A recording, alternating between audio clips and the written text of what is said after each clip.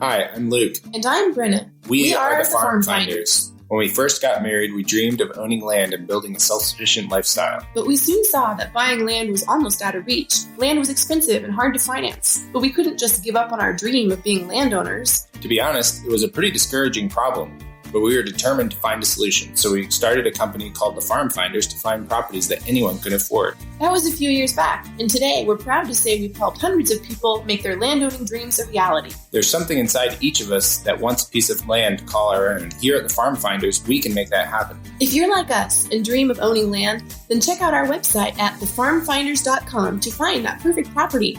Take advantage of our no-credit check, zero-interest owner financing with payments as low as $50 a month. With our secure online checkout, it's easy to make any property yours with just a few clicks. So don't just dream, do something. Visit thefarmfinders.com today. Let's make you a landowner. Now you can hear us around the world, streaming 24/7 at safetyfm.com. Streaming live from Taos, New Mexico. Here is Dr. J. Allen on Safety FM. Broadcasting live from the Safety FM studios in Orlando, Florida. Here is your host, Dr. J. Allen on Safety FM. This episode of the broadcast and the podcast is brought to you by Safety Focus Moment. They're consultants that want to help you get the safety culture you've been looking for. For more information, go to safetyfocusmoment.com. Well, hello and welcome to Safety FM. This is Jay Allen. Well, thank you. I have been amazed by the response to part 1 of this mini-series. So as we begin the second week, it looks like some of you guys enjoyed that, so that's important. Unfortunately, we did have a bad event occur last week where we had to cancel or postpone, better saying, our road show that was going to be taking place in Houston. So we will be making up that date. We'll have that actually up on the website on when the new dates will be out and about. So I do apologize about that. Of course, as always, you can listen to Safety FM on your favorite podcatcher, or you can go to safetyfm.com or safetyfm.live. Of course, the different apps that we have available to you. That, of course, the Alexa skill, the iOS app, and of course, available on the Google Play Store. So I'm not going to go too far on this today. We're going to continue on where we left off last week. And let's just pick it up right away and get you started into part 2 of this little mini-series. Hopefully you enjoy it here today on Safety FM. It begins in Orlando, Florida, and travels steadily to the west, beaming across North America and planet Earth and into your head. The world of safety never stops. And now, the Safety FM podcast and broadcast with Dr. J. Allen. Todd Conklin. Well, the funny part is that as I listened to the book and really have read the book, it's interesting because it almost seems like it is groundwork that was built for the purpose of that. So hearing you say that there wasn't, it's amazing to hear because it almost seems strategic. It's all just serendipity. I mean, but I think that's how change happens, right? It happens on kind of that arc. There's sort of an arc of change, or there's a maturity model or maturity, some, it kind of moves. And I think Coca-Cola made me think, because Coca-Cola probably thought about it first and said, what you talk about with our people is really more of a holistic approach. You ought to write a book about it. And then I wrote a book about it, which made me think more about a holistic approach. And it made me think more about really the difference between free agency, the belief that workers have free agencies, that workers are in command and control of their own actions, and the belief that workers are actually part of a larger cultural environment. And if we want to change the worker, we don't ask the worker to be different. We change the cultural environment. So we do these disruptive acts. We take them to a movie, or we serve ice cream at a boring meeting, or we buy somebody lunch. Those kind of little disruptive actions that really, now that I'm older, I don't know if I'm wiser, but I'm older, I see those now as really important to setting the stage for the change. Well, I think that there are huge factors in there. So let's look a year ahead now down the road. And you don't have a book, quote unquote, per se, that comes out at the time, but July of 2005, I have access to the first lesson plan of Human Performance Fundamental course. What's the feeling there? What are you looking at as you're going down that particular path? I know it's not part of your book collection, but still, it's an important document to your career. How did you find that? That's funny. Is it still the same slides? That's the big question. Oh, yes, they are. Believe me, I've done my research for this bad boy. That would be the same, maybe. I mean, so okay, July 2005. That's when we started working with IMPO. And that's when Shane and I would have initially probably started hanging out. Shane Bush. Well, let me ask you a question right there, if you don't mind. So, as you're going down the path and this is being developed and everything is going forward, are you seeing the opportunity on what this is going to become later down the road? Or are you just going Department of Energy, organization to organization within the DOE, quote unquote, and just thinking this is only going to be a nuclear power plant thing before you end up getting the Merry Christmas gift from Earl Carnes? Yeah. That's a really good question because honestly, and I'm not sure how it got pigeonholed this way, but quite a few people had the impression that human performance was about people in nuclear power plants turning valves, flipping switches, and we don't have a nuclear reactor, Shane. And by the way, we don't even have these big operations like Chevron. But they totally misunderstood the message. And so the message is, if you have humans working in your process, I guarantee you can use this philosophy because everybody makes errors and mistakes. And when we started communicating that, I give them my examples. I used to be a human resource manager in which one of my employees sent an offer to the wrong candidate. Now, that's nothing to do with safety, but I'm telling you, that's a pretty bad day when you got to call someone and retract an offer. So I started using and there's two terms we quite often use, physical plant touchers and paper plant touchers, and they're exactly what they're inferring. Physical plant touchers are the people out in the field that push the buttons and flip the switches. But the paper plant touchers have a lot more of an influence on the overall output because of the procedures and guidelines and how they engineer it and the scheduling they put out. If they don't understand the limitations of human nature and don't study that and integrate it into the process, then I don't care how good you are, you're going to make errors and mistakes in the field. So, yeah, it started off as just running around to the DOE facilities, and then all of a sudden we kind of rephrased it or actually put it in a format that anybody could. I went to Schwann Foods with this thing, and as I mentioned, Disney and Bell Helicopter, and every one of them could see a fit for not only the people that are turning the wrench, but for the people that are actually designing or writing procedures. And then the world exploded.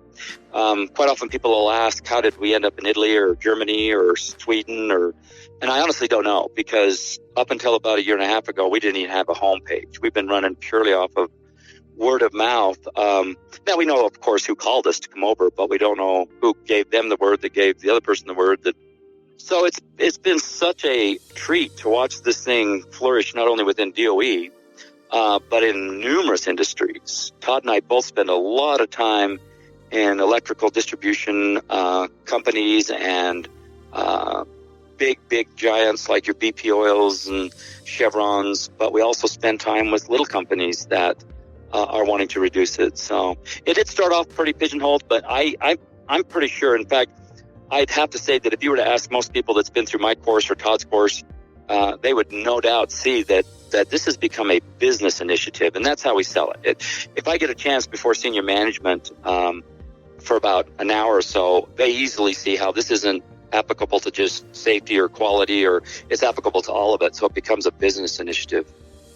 Lamar Palmer. So 2005, are you doing then compiling of documents at the time, or what exactly are you doing as you start getting involved? I was teaching, and we were using EMPO materials at that time. I think it was 2005. Shane Bush, he was doing it on a national scale about 6 months before I got involved. So if you remember what he told you when he got started, I'm about 6 months behind. Okay. Whatever that was, I've kind of lost track.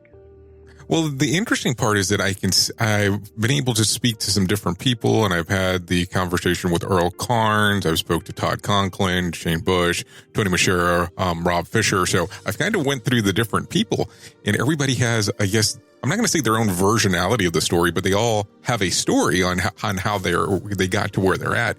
But one thing is consistent.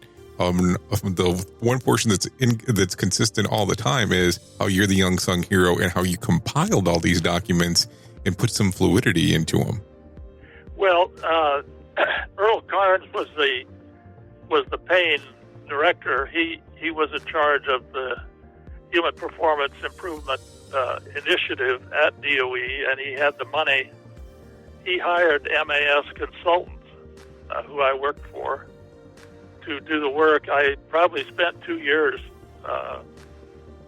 writing those two documents and getting them approved. The writing took probably a year or so, and then we had to have peer reviews done, and they went around to human factors organizations around the country that's in DOE, and there were lots and lots of people that reviewed the writing. Some of them were very favorable, and some of them were not very favorable. But we were able to survive it. I would have to say that Earl Carnes, at the DOE level, stayed the course. He could have just said, "Oh, this is too hard. We just won't do it." But he stayed the course and persisted. And I think, the documents were finally finalized through the DOE system in 2009. I think I started them in 2007. Now, let me just ask that question there. As you're building the structure and putting some of these things into place, are you noticing or realizing at the time how important these documents are going to become later down the road? Is there kind of something behind it, or is it just normal standard work on the way that you're looking at it? Well, I perceived that it would be an important piece because we were using the commercial nuclear industry's materials. Shane and Todd, and of course it didn't go over too well. Because DOE likes to think that their work is unique. And they don't like working off of other people's documents. And frankly, ENPO had a long-term financial agreement with DOE that they would share their materials, not just human performance improvement documents, but all kinds of documents that they generated through the ENPO system. And they were doing that regularly, particularly among and between the training organizations. Anyway,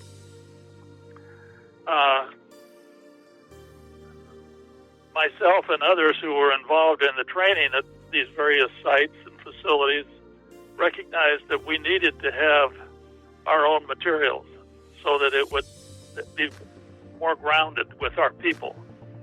We needed to have examples and situations that were specific to our facilities and the kind of work that our people did. And so I have to say that we used a lot of information from ENPO. We tried to individualize it to the DOE need as it relates to national laboratory work and cleanup work.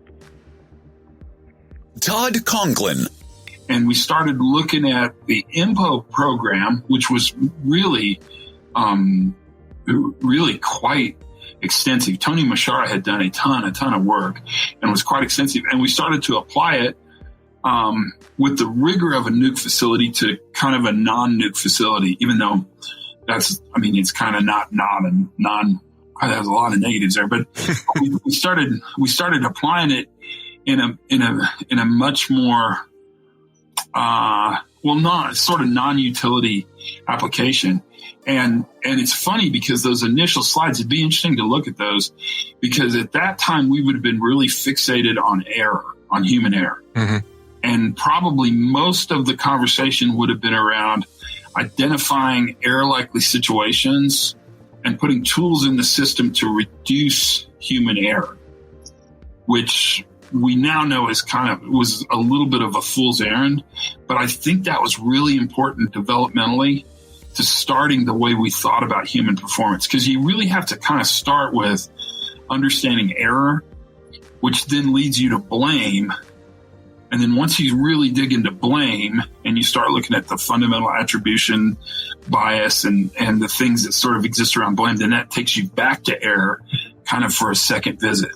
But it'd be interesting to see those slides. What do you think about those slides? Well, I thought they were pretty interesting, especially number one, the way that I was able to get a hold of them. And number two, if you look at those original slides, I mean, there's been some changes throughout the years for sure. But when you first see it, it references you and Shane, and it doesn't speak about the other people that are on there. And I thought that was interesting, and not just serving up to you and Shane per se, but looking at the different aspects on how it was built out, and then the amount of people that are there. And the lesson plans have been the thing that's gotten me pretty excited on some of just the foundational pieces on how they were supposed to be taught out, the length of the lessons, and so on. So it's just really, we were pretty good. Mm-hmm. We were pretty good at putting all that stuff out in the public. So I would imagine those lesson plans, the initial student guide. Did you get a copy of that? I'll have to double check for the student guide because I didn't go digging for that because I thought the handbook was it. The student guide we put together at Los Alamos, which would have been pre-handbook, okay. It was really good. It was really, really, really good. And I had that written. I had a team of grad students for a summer. And so I ran them through all the HP stuff we had and made them sit through a bunch of classes. And then I said, what we want is a student guide. And the student guide, we decided we didn't want to give copies of the slides out just because that's kind of, I don't know. Back in the day, that would be one more 3-ring binder full of slides that you would never touch again. Right. So we spiral bound a student guide that supported the class, but it was really interesting in that it never had not even one copy of a slide in it. But every slide we showed was supported then by narrative, by actually research-based, cited academic narrative to support all those slides, which is something you need at a place like Los Alamos or Livermore or Berkeley or Savannah River, the places where we would go and train, because our audiences were all, for the most part, PhD research scientists. And they don't really, they kind of know when you're making crap up. So you need to be able to cite stuff academically. And that was really fun. That student guide, if you don't have a copy of it, I bet you I have one. I saved some. Okay. They were really nice. They were really well done. I would love to get a copy if you do have a copy. Yeah, I bet I do. Now, the other thing that I notice here is you have this DOE document, but all of a sudden in your book writing career, you don't have anything come out for another 7 years per se. Now, are there revisions going on during the 7-year period to the DOE stuff? No, not so much. So pre the DOE document was the IMPO document. And you should see a lot of similarities between the IMPO handbooks, if you have access to those.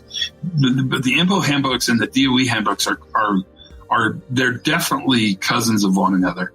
The other thing that happened between the IMPO handbook and the DOE handbook was that Decker's first book, the black and red, probably 100-pager, maybe 110-page long book, Field Guide to Human Error, the Field Guide to Understanding Human Error, I think is the name, which would be the first version of that.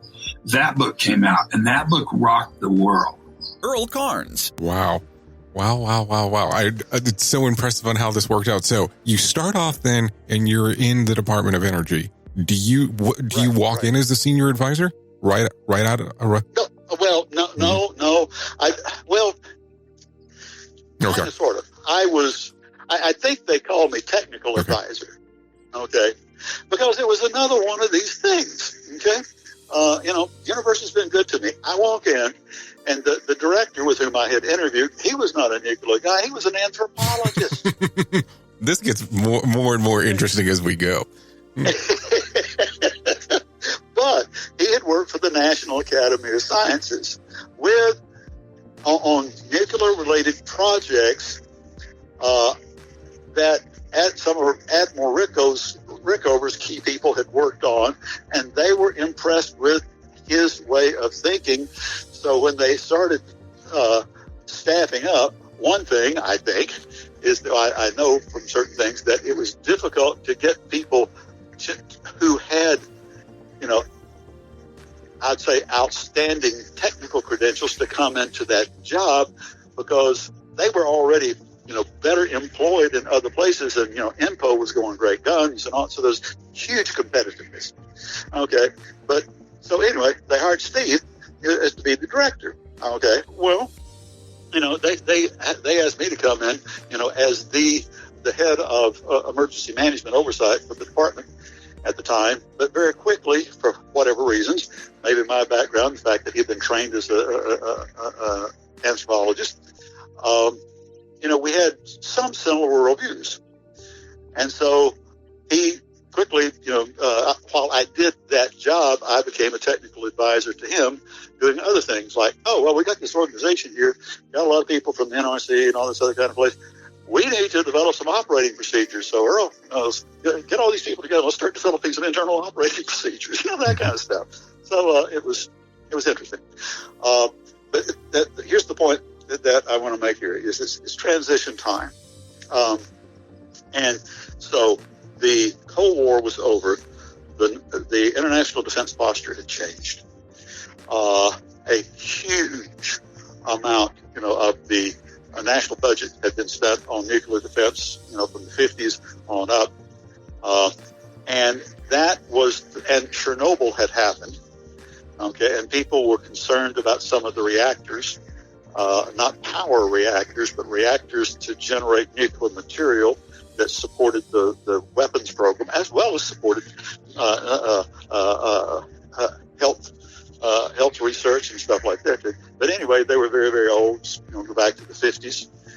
And so there were concerns about that. So that's what was driving and did drive the change in DOE from being a very insular organization. You can appreciate that. And it was insular in that typically nobody from the outside got into these organizations. You started there when you were young. You were recruited through the laboratories, or you were recruited through universities or something like that very early on. And that's where you stayed. So, we're talking about TALS early, Los Alamos National Lab. You know the story about that. It's where you get some of those brilliant, knowledgeable scientists out in the world in the middle of the desert, and they're there, insulated. So that's what happened in these places, Savannah River, Oak Ridge, Hanford, Washington State, and so forth. They assembled a huge mass of intellect of all different kinds of disciplines and said, here, go do this stuff nobody's ever done before.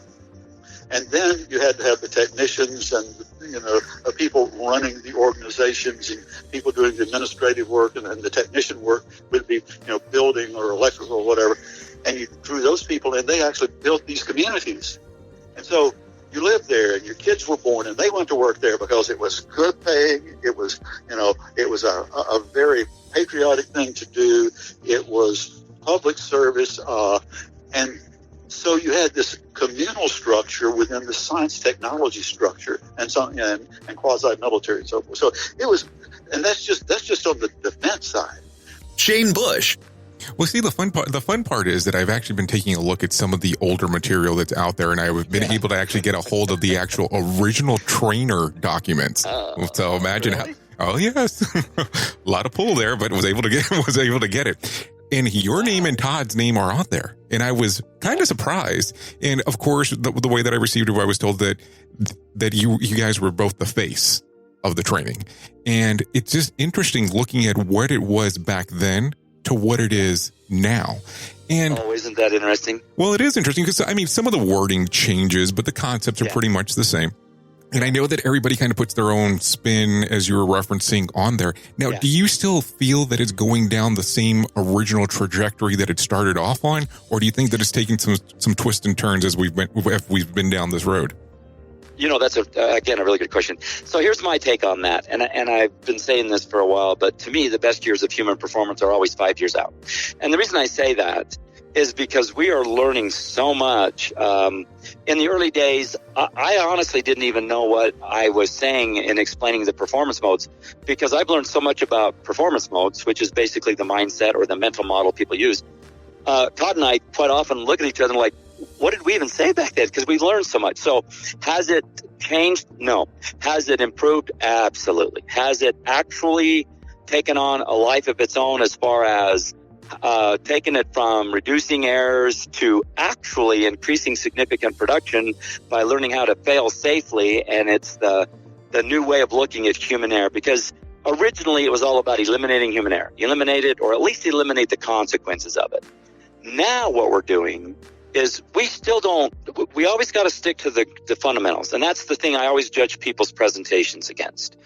Are you sticking to the fundamentals but telling us how we can improve that? And if they're sticking to the fundamentals, then I'm real interested. But if they've taken it in a whole new direction and got different terms and different, then I'm concerned, because as you know, with anything, once it starts morphing, then it just doesn't look the same. But the people that are doing the best with this, the Conklins of the world, Masher and all them, are the ones that are now taking human performance from not just reducing unwanted outcomes related to human error, but they're increasing human ingenuity. Now that is a really large leap.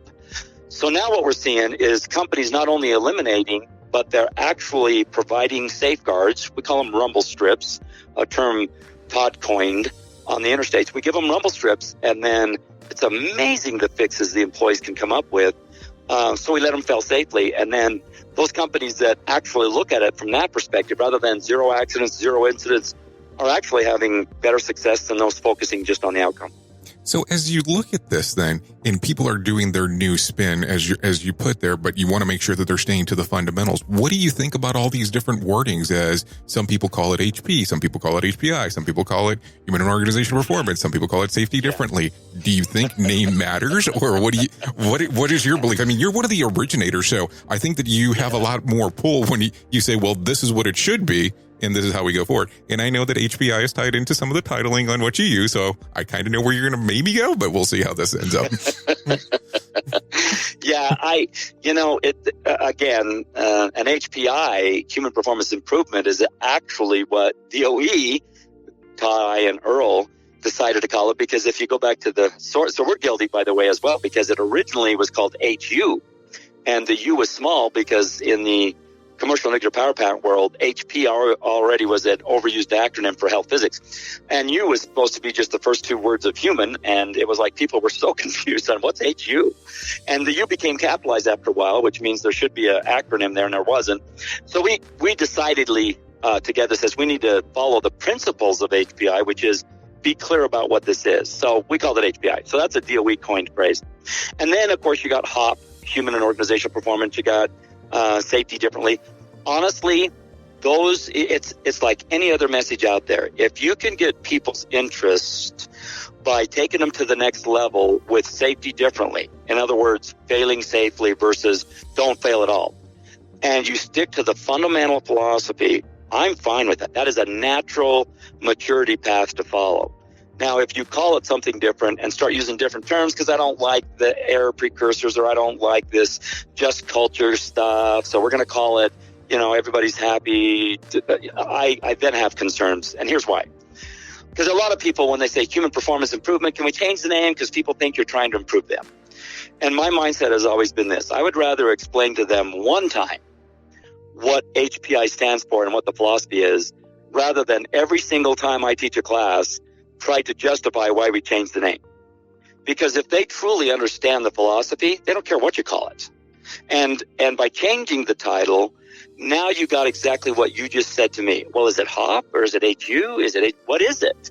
So this is personal choice. I am no judge of anybody else, but my judgment is I'll always call it HPI for the rest of my career, because there's so much material out there that talks about human performance. But again, I am not dogging anyone. If they feel like the change is significant in improving have at it. But again, I'm of the mindset, explain once, and then you can read anything you want about it rather than explain it each and every time as to why you changed the name. Well, do you feel that some people have actually done the name change for the purposes of them being able to trademark it or copyright it? And I'm asking, and it's an opinion question, not a, we're not trying to throw crap at anyone. I'm just asking a general question.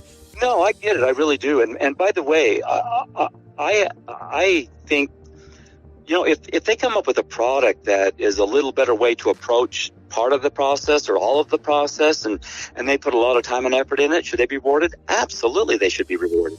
As far as taking on the name and creating a particular approach to this that might be different than mine or Todd's or Tony's, absolutely. I believe in free trade, and I believe in the fact that if you go out there and work really hard and produce a product that you believe, and by the way, the telltale signs are whether they invite you back. So if you're selling a product and they're inviting you back and you happen to change the name so you can make a little better living at it, I mean, more power to you. I have been so lucky because Todd and I and others, we've been compensated well. And so as far as creating a product, what we have found is by giving our stuff away, people quite often ask me, Shane, why do you give it all away? The fact that you were able to go out there and search on the internet and get everything that I've ever put out. Well, what I found is by me giving it away, I actually increased customers significantly because people talk and they talk and other people talk. And so this swimming pool, a lot of people think of human performance like a limited amount of work out there. Well, that's ridiculous. Because in the United States, if I had to guess, I would guess that less than 5% of the company population of the United States has ever even heard of this. I mean, there is so much opportunity out there that by sharing materials with them, and again, without any homepage or anything, I've stayed booked 8 to 9 months out for 15 years. Well, the interesting part with your stuff is I have to tell you, yours is one of the only classes that I've been to that right at the very beginning of the class, you're going, okay, here's the Department of Energy's handbook, volume 1, volume 2. And the majority of other classes that I have attended, they do not reference that immediately. And you don't waste any time. It's boom, it's good to go. Yeah. And again, the reason I do that is because I don't want them, well, two things. I want them to hopefully see that as being credible, that we spent a lot of time and effort in putting this together. So, and then the other thing is so that they would know I don't have to write down every single thing Shane does and try to keep up with this, and that they can go back and at the appropriate time and place, they can read it at their leisure, and everything hopefully that I said in those 3 days is reinforced. Tune in next week as we continue the story of human and organizational performance, how it started here on Safety FM. The views and opinions expressed on this podcast are those of the host and its guest and do not necessarily reflect the official policy or position of the company. Examples of analysis discussed within this podcast are only examples. They should not be utilized in the real world as the only solution available, as they are based only on very limited and dated open source information. Assumptions made within this analysis are not reflective of the position of the company. No part of this podcast may be reproduced, stored in a retrieval system, or transmitted in any form or by any means, mechanical, electronic, recording, or otherwise, without prior written permission of the creator of the podcast, Jay Allen. SafetyFM.com